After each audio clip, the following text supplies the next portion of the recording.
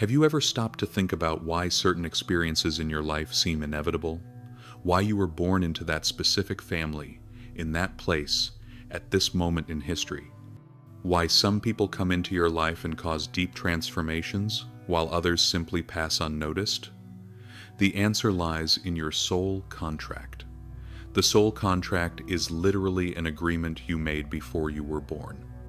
A detailed plan that you yourself created, choosing every element of your earthly journey, your family, your challenges, your opportunities, and even the people who would cross your path. It's as if you were the director, screenwriter, and protagonist of your own story, only this decision was made while you were still in the spiritual realm. The moment you are born, a veil of forgetting covers your consciousness. This isn't a flaw in the system, it's intentional. If you remembered everything, if you knew exactly why you're here and what you need to do, where would the growth be? Where would the real choices be? Free will would lose all meaning. The veil of forgetting is actually a gift. It ensures that your decisions are authentic, that your growth is genuine, and that you develop your own inner strength. It's like learning to walk. If someone carried you all the time, you would never develop the necessary balance. But here's what many don't know. Although the veil covers your conscious memories, it doesn't completely erase the information in your contract. That information is stored in your subconscious, in your intuition, in your deepest instincts. It manifests through sensations, impulses, dreams, and that inner voice that whispers directions when you're willing to listen. The forgetting also serves another fundamental purpose. It allows you to evolve beyond what was originally planned. Your soul contract is not a prison, it's a basic script. You have total freedom to go beyond, to exceed your own expectations, to grow in ways even your pre-incarnate soul couldn't imagine. Many people go through their entire lives without ever questioning why they are here. They go on autopilot, do what society expects, seek external approval, and never look within. But you, watching this video, are different. Something inside you is awakening. Something is calling you to remember. The truth is, recovering the memory of your soul contract isn't about going back to the past or accessing lost information. It's about awakening to who you truly are in the present. It's about recognizing the patterns, the signs, the synchronicities that have always been there, waiting for you to pay attention. Your soul contract isn't a fixed destiny that you must blindly fulfill. It's a map you drew yourself, a guide you created for yourself when you had a much broader view of reality. And now, here on Earth, with limited consciousness but full freedom of choice, you have the unique opportunity to rediscover that map and decide how to use it. Let's explore exactly how to do that. How to recognize the signs your soul is constantly sending, how to decode the patterns in your life, and how to use that information to live with much more purpose and alignment. Because the truth is this: you didn't forget by accident. You forgot so that you could remember in a much more powerful way. Your soul has never stopped speaking to you. It constantly whispers, sending signs through channels that your rational mind often ignores or dismisses as coincidence. But coincidences don't exist in the spiritual universe. There are only synchronicities, messages disguised as chance. The first sign you need to recognize is synchronicity. Those moments when you think of someone and they call 5 minutes later. When you're facing a dilemma and suddenly hear exactly the answer you needed in a conversation between strangers in an elevator. When you see the same number over and over for weeks, or when books, movies, and random conversations start to share a common theme that speaks directly to your current situation. I remember a time when I was completely lost about a career decision. For 2 consecutive weeks, every conversation I had, every movie I watched, every song on the radio, talked about the courage to follow your own path. Even a child on the street was playing Follow Your Heart with their toys. My soul was practically shouting, "Look, this is what you need to do!" Dreams are another powerful channel. Your soul uses the dream state because it's when your rational mind is turned off and you become more receptive to symbolic messages. Recurring dreams are especially meaningful.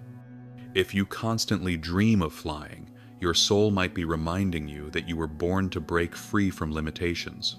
If you frequently dream of teaching or healing others, it may be an echo of your greater purpose.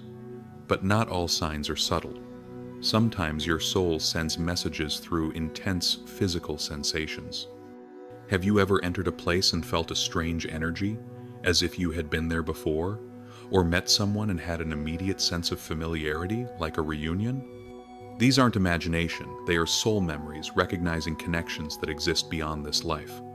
Intuition is perhaps the most direct signal your soul uses. That inner voice that warns you when something isn't right, even when all facts seem favorable, or that nudges you to do something that doesn't make logical sense, but later turns out to be perfect. Your intuition is literally your soul whispering instructions based on the knowledge of your contract. There are also signals through emotional patterns. Have you noticed that certain situations trigger disproportionate reactions in you? Maybe you feel deep anguish when you see injustice, even minor ones, or an inexplicable joy when you're helping others. These intense emotional reactions are your soul recognizing elements of your purpose. Repetitive blocks are also important signs. When you try to follow a path that isn't aligned with your contract, the universe puts up obstacles, not to harm you, but to redirect you. If you constantly face difficulties in a specific area, your soul might be trying to show you that it's not the right path for you. On the other hand, when you're aligned with your purpose, things flow almost magically. Opportunities appear, the right people cross your path, resources materialize. It's as if the universe conspires in your favor because it actually is. Your deepest fears also carry messages. Often, what we fear the most is directly related to what we came here to do. Fear of public speaking may indicate that your soul chose to be a voice that inspires the masses. Fear of not being loved may signal that your mission involves teaching about unconditional love. The people who show up in your life are also signs, especially those who arrive at crucial moments and trigger major transformations. Or those who irritate you deeply, they often reflect parts of yourself that need work, aspects that are part of your planned growth. Even your inexplicable likes and dislikes are clues. Why have you always been fascinated by a certain culture, historical period, or type of knowledge? Why do certain colors, sounds, or places stir nostalgic feelings in you? These preferences may be connected to past life experiences that influence your current contract. The most important thing is to start paying attention. Your soul is constantly sending signals, but you need to step out of autopilot to notice them. Start keeping a synchronicity journal. Write down your dreams. Observe your emotional patterns. Listen to your intuition. Have you ever stopped to analyze the patterns that repeat in your life, those recurring themes, regardless of external circumstances? Let's start with relationship patterns. Do you always attract the same type of person? Always face the same conflicts in different relationships? Always assume the same role, the savior, the rebel, the mediator? These patterns reveal central aspects of your soul contract. If you always attract people who need help, your soul may have chosen to develop compassion and healing abilities. If you constantly face situations where you need to defend others, perhaps your mission involves being a warrior of light, someone who protects and fights for justice. If you always find yourself mediating conflicts, your soul may have come to learn and teach about harmony and diplomacy. Professional patterns are also revealing. Are you always drawn to jobs that involve helping people? Or do you always seek leadership roles? Perhaps you always stand out in creative activities or feel called to work requiring technical precision. These natural tendencies point to skills your soul brought from other experiences and wants to develop further. But not all patterns are positive on the surface. Some are recurring challenges your soul chose to face. Do you always struggle with self-esteem? Always face financial difficulties? Always feel misunderstood? These aren't punishments. They're growth opportunities you designed yourself. Think of it this way. Your soul is like an athlete in training. It doesn't choose easy exercises. It chooses exactly the challenges that will develop the spiritual muscles it needs to strengthen. If you constantly face situations that test your patience, it's because your soul wants to master that virtue. If you constantly go through losses that test your faith, it's because your soul wants to develop unwavering trust in the universe. Family patterns are particularly important. Do you always take on the role of the responsible one in the family? Are you always the rebel, the one who keeps everyone together? Your family is literally the first school your soul chose, and the role you play there reveals a lot about what you came to learn and teach. Let's also look at patterns of loss and gain. Do you always lose and regain the same things?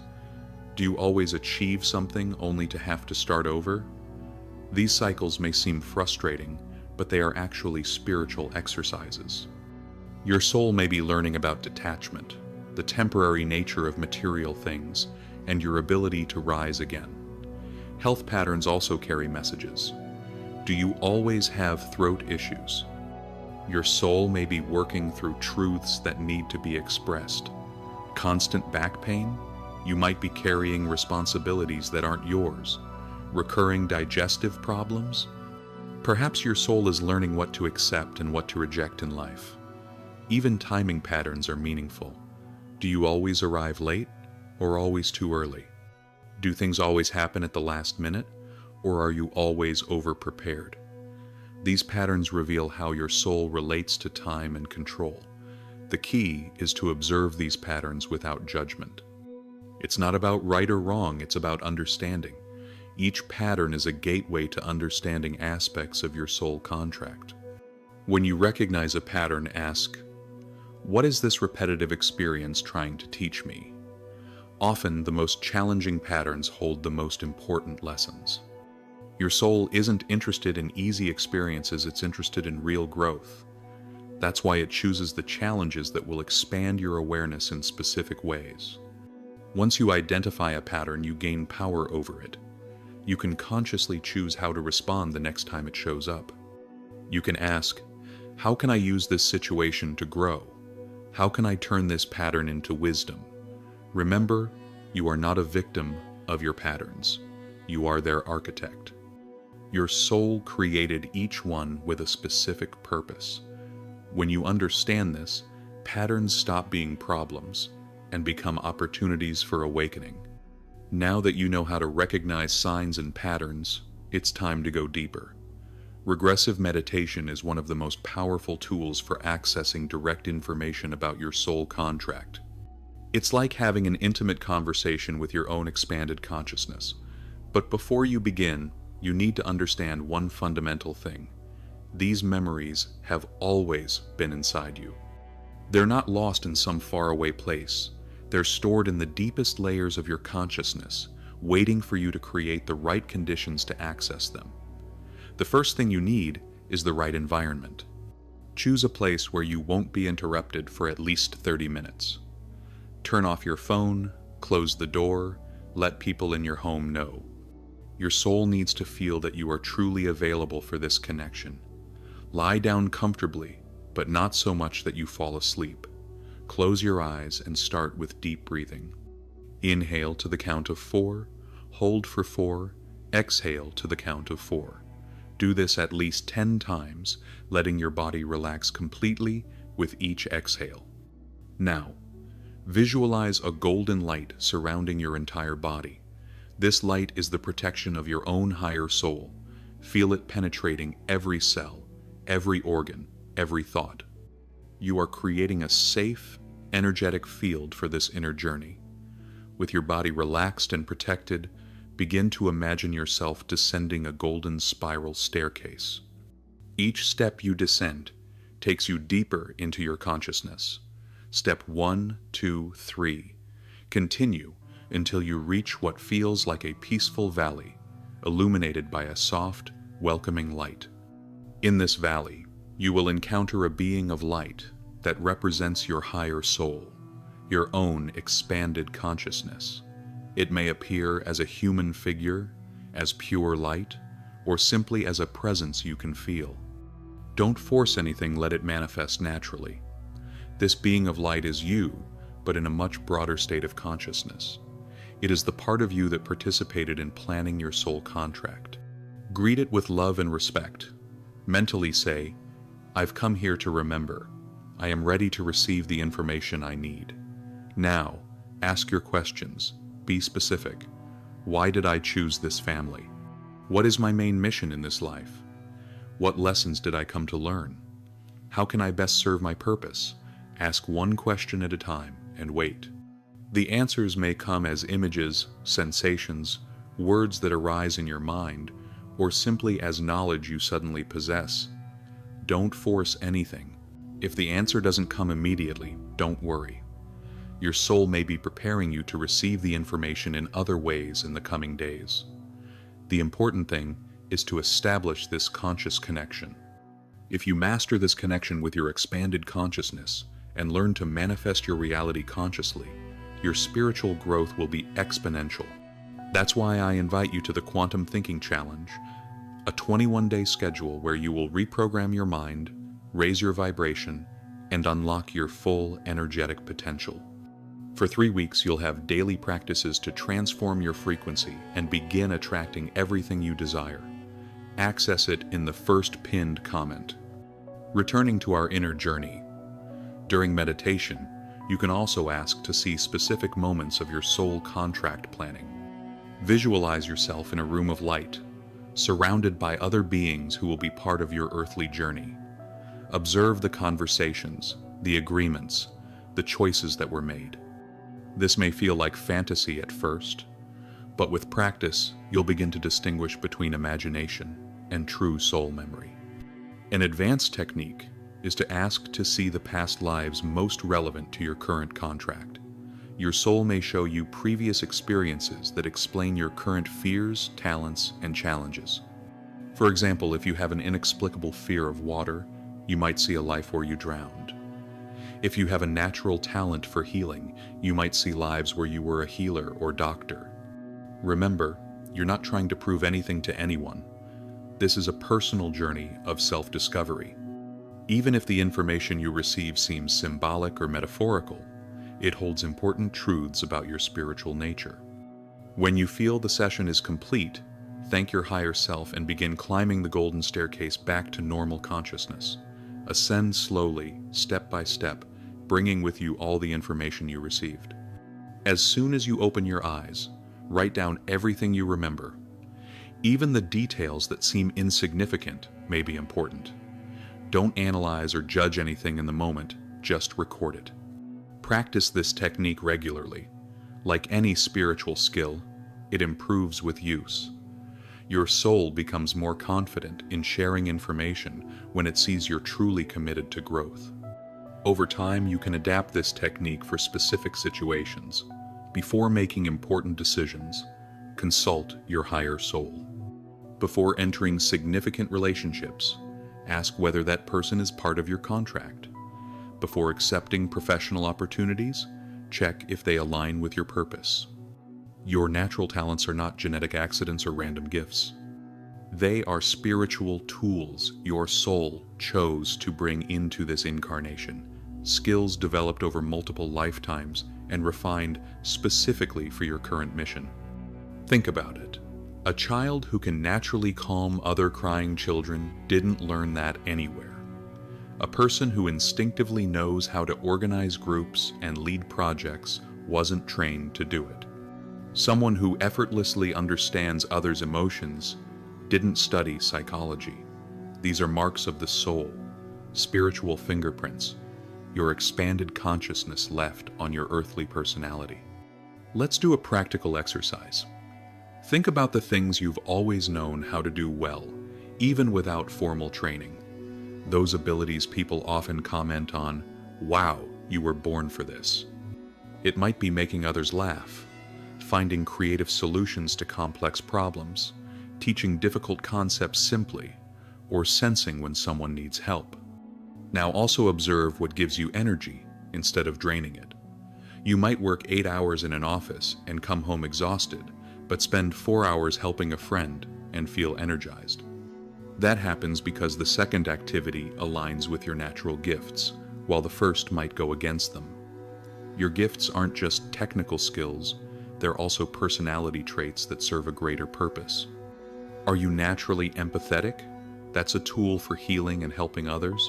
Are you naturally inquisitive, always asking questions others don't? That's a tool for awakening consciousness and breaking limiting patterns.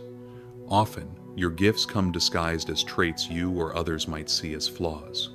Are you too sensitive? That sensitivity might be a gift for sensing subtle energies and helping emotional healing. Are you too stubborn? That determination might be exactly what the world needs in someone who will stand up for important causes. Do you talk too much? Maybe your mission is to be a voice for truths others can't express. Do you worry too much? That worry might be a form of expanded care that allows you to protect and guide others. Here's an important question. What did you do as a child that completely absorbed you? Before you learned that certain things were unproductive or had no future, what naturally captured your attention? Did you draw endlessly, care for animals, invent stories, organize games, take things apart to see how they worked? These childhood activities are precious clues because children haven't yet been conditioned to ignore their natural gifts. They instinctively follow what their souls want to develop. Now, I want you to pause the video and do one thing. In the comments, write down what your strongest natural gift is. It can be anything making people laugh, finding lost objects, calming animals, resolving conflicts, coming up with creative ideas, or anything else you've always done well. Just write 1 or 2 words. I want to see the amazing diversity of gifts our community holds. Back to our theme. Your gifts also reveal themselves through what bothers you most in the world. If you're genuinely disturbed by social injustice, you may have gifts related to leadership and social reform. If you feel disheartened when you see people wasting their talents, you may have gifts for mentoring and human development. If unnecessary conflict distresses you, you may have gifts for mediation and peace building. Your gifts also show up in the compliments you consistently receive. Not the polite compliments people give out of courtesy, but the spontaneous remarks people make when you truly impact their lives. You always know what to say. You have a special way of explaining things.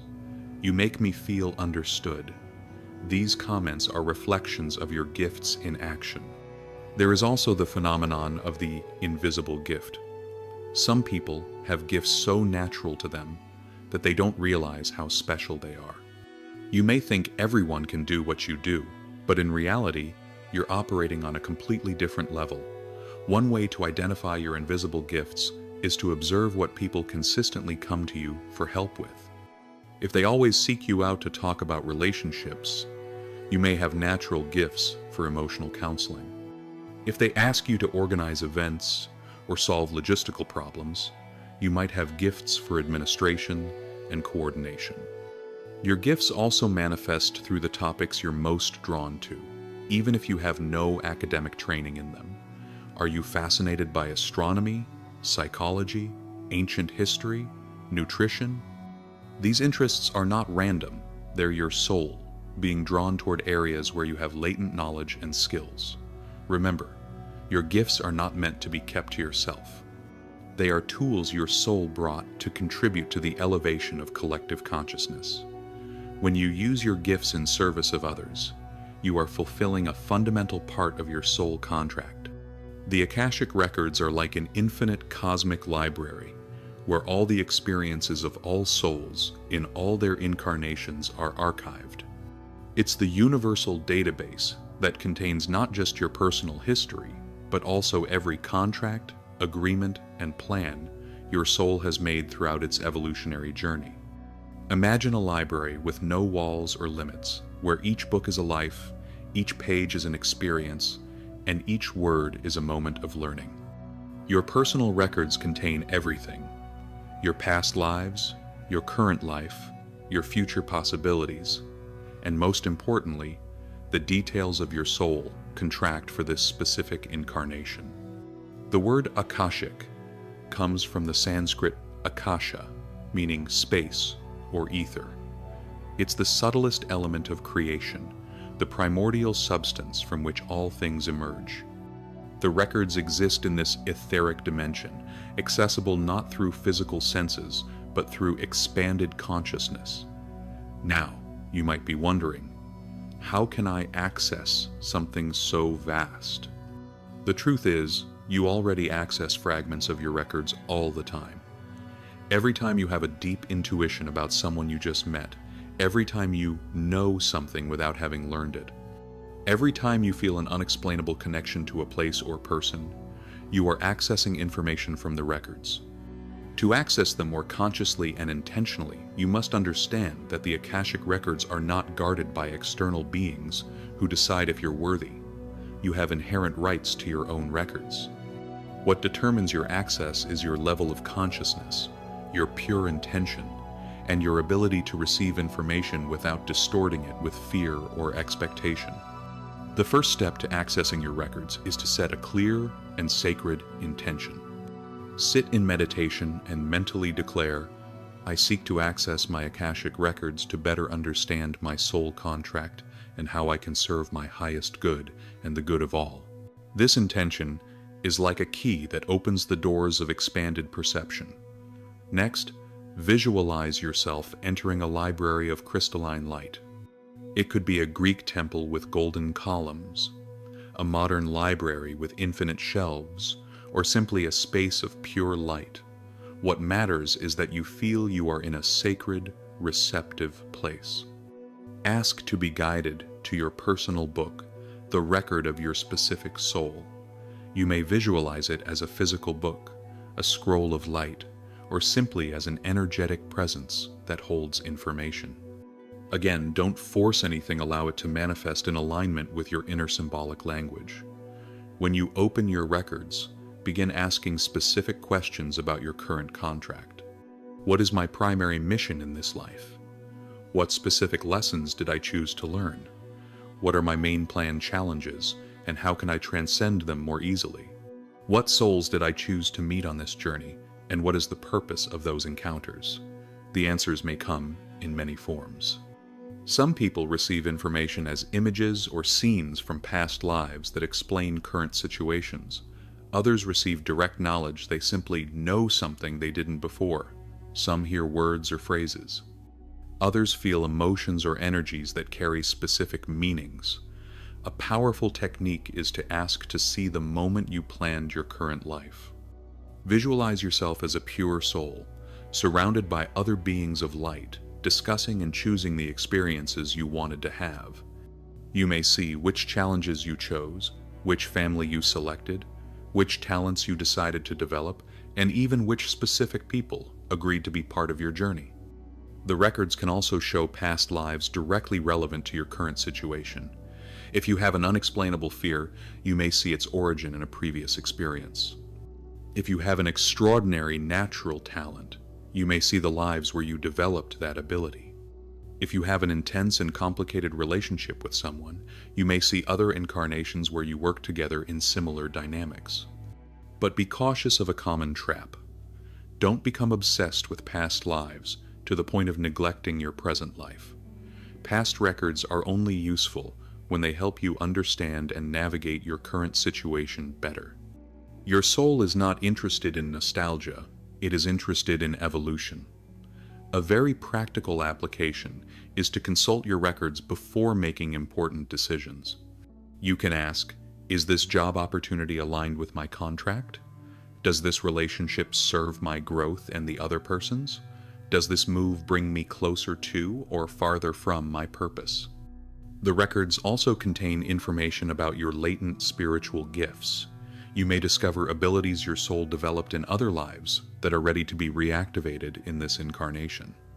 It could be energy healing, spirit communication, clairvoyance, or any other gift your soul has previously mastered. Remember that accessing the Akashic records is a skill that develops with practice. Your first attempts may be subtle, with fragmented information, but over time and with dedication, you can develop a clearer and more detailed connection. It's also important to keep a journal of the insights you receive. Often, information that seems confusing at the moment becomes perfectly clear weeks or months later when you experience something that confirms what was shown. Always end your sessions with gratitude. Thank the record keepers, your higher soul, and the universe for the opportunity to access this sacred information, and most importantly, commit to using the knowledge received responsibly and with love. Let me know. Are you interested in learning more about the Akashic Records? I've been studying this topic for some time and want to know if you'd like me to create a full course on it, a complete, in-depth exploration. No one enters your life by accident. Every significant person, whether a blessing or a challenge, is a soul with whom you made specific agreements before you were born. These are your soul contracts, and understanding these relationships is key to understanding your overall soul contract.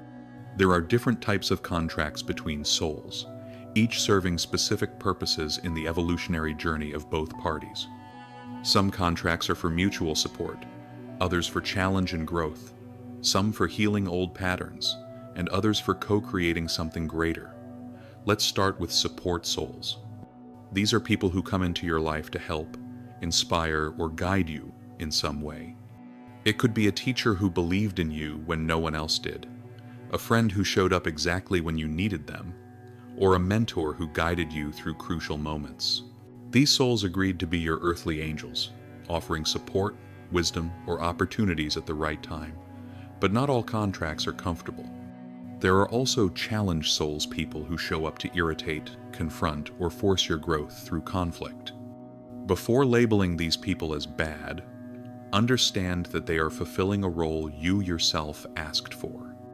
Your soul knew it needed to develop patience, courage, strength, or some other quality, and these souls agreed to be the resistance against which you would exercise those spiritual muscles. Think of that person who always gets under your skin, who seems to know exactly how to push your buttons. That person may be reflecting parts of yourself that you need to acknowledge and integrate. Or they may be forcing you to set healthy boundaries, to find your voice, or to stand firm in your values. The challenge is not meant to hurt you, it's meant to strengthen you. Family souls are another important group. These are people with whom you've shared multiple lives and relationships. They may be your parents, siblings, spouses, children, or close friends. With these souls, there is often an immediate familiarity, a feeling of, we've known each other before, because you truly have. These souls often make long-term contracts to meet life after life, working on specific issues or supporting mutual evolution. An interesting phenomenon with family souls is that they sometimes switch roles. Someone who was your parent in one life might be your child in another. A past life spouse could become a sibling. An enemy might now be your greatest ally.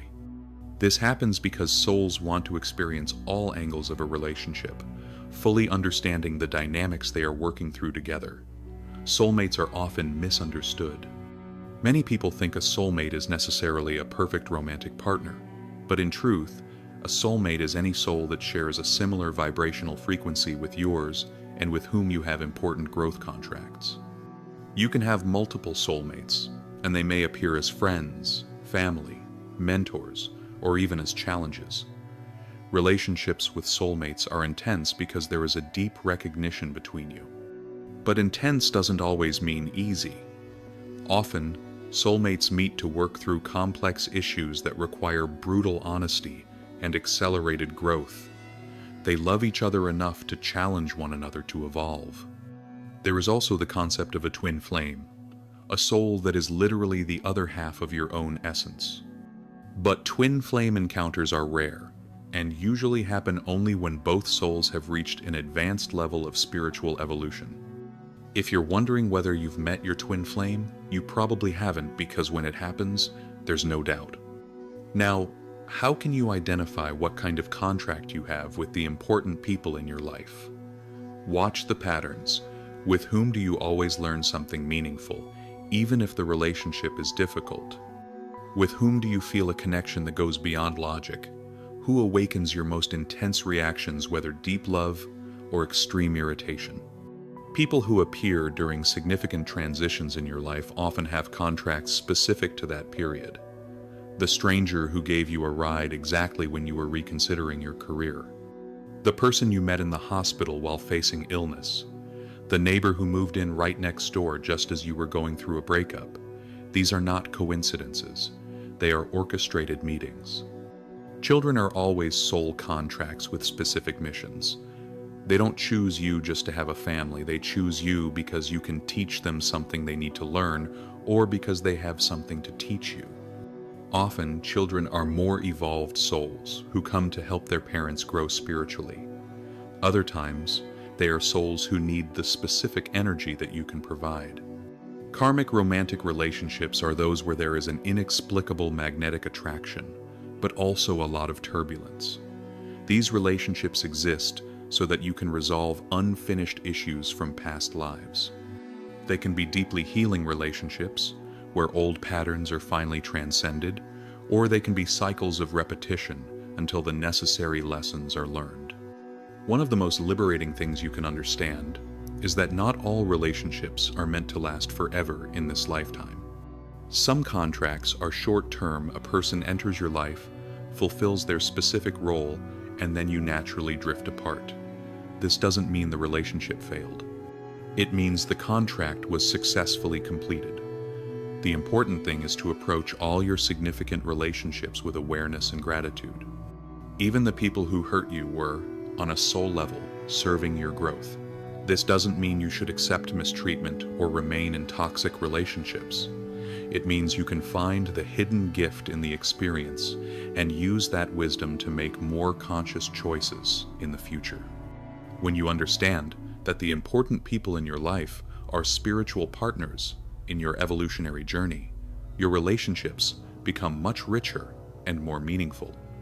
You stop taking things so personally and begin to see the bigger picture of the cosmic dance you are all a part of.